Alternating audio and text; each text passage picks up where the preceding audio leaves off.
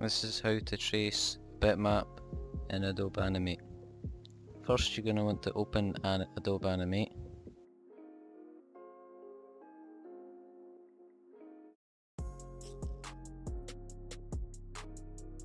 Use ActionScript 3.0 template.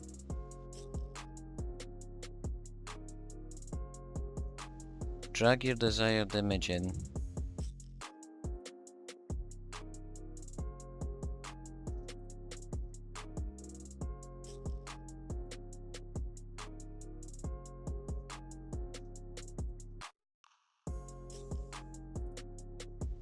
Select the image, then go to Modify, Bitmap, then Trace Bitmap.